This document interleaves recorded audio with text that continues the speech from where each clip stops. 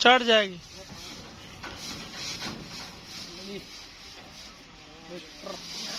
चढ़ जाएगी बच्चा हवा है। बच्चे तो माशाल्लाह लगी हुई क्या है नहीं गाल सी।